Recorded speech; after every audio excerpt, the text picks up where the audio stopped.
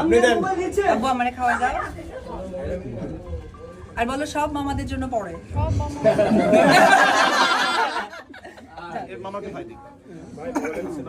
ভাই মোবাইল করে ডাউন, পিছনে কিন্তু ক্যামেরা পাইতেছে না।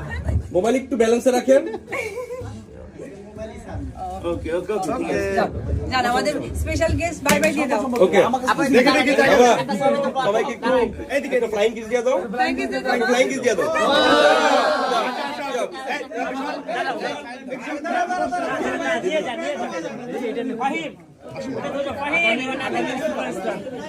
জয়কে নিয়ে সিগনেচার বাই স্যালন আবারও একটি নতুন ওপেনিংয়ে গেলেন অভিনেত্রী অপু বিশ্বাস। তাকে দেখা গিয়েছে গর্জাস লুকে। এবার জানিয়েছে জয় চেয়েছিল যে তার ওপেনিংয়ে সে থাকতে এবং চেয়েছিল তার বাবাও যেন থাকে, তবে সাকিব আসবে না, কিন্তু সে বাড়িতে আগে তার বাবাকে কেকটা খাইয়ে তারপরে এসেছে কেক কাটতে। এমনই একটি গুড নিউজ শেয়ার করে নিয়েছে অভিনেত্রী অপু বিশ্বাস। তার একের পর এক সাকসেসে জনসাধারণ থেকে বাংলাদেশের ভক্তরা অনেকেই অনুপ্রাণিত হচ্ছে।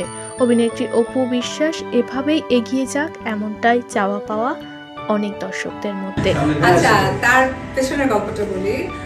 আমি তো আসলে দুদিন খুবই ব্যস্ত ছিলাম, তো আমি তো অলওয়েজ ফোনে একটু স্পিকারে কথা বলা হয়েছে। তো স্পিকারে কথা বলার মধ্যে যেটা হয়েছে যে আমি কেক অর্ডার করছিলাম যে আমার এই ডিজাইন হওয়া দরকার। যখন সে কেকের বিষয়টা শুনছে তখন থেকে বলতেছে মম আমি যাবো কেক কাট করবো আর আমি কেকটা খাবো। তো এটা তো আসলে না বলা সম্ভব নয়। আমি ক্যামেরা থেকে তাকে আসলে দূরে রাখতে চাই, কিন্তু হয়ে ওঠে না। আমিও আসলে অনেকবার বলেছি যে ক্যামেরায় আনবো না, কিন্তু আসলে আবেগের জায়গা থেকে আবার দিয়ে ফেলি। তো যখন সে কেক খেতে চেয়েছে, তো ওটা আমার আসলে মনে হয়েছে যে না, ফার্স্ট কেকটা তাকেই দেওয়া, যার জন্য সে কেক কাটিং এ এসেছে এবং যে প্রশ্নটা করেছে সেই পাশে থেকে তাকে আগে খাইয়েছে।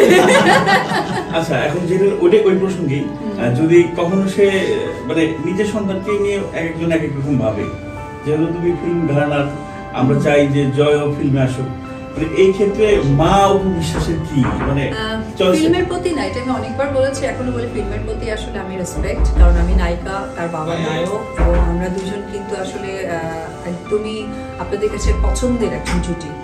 আমি কখনোই চাই না, বরাবর বলেছি, এখন রিসেন্ট কথাই বলবো যে অনেক গেস্ট চলে আসছে ভাই,